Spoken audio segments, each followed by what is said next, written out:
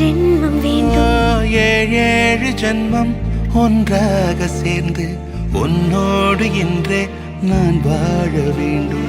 காலம்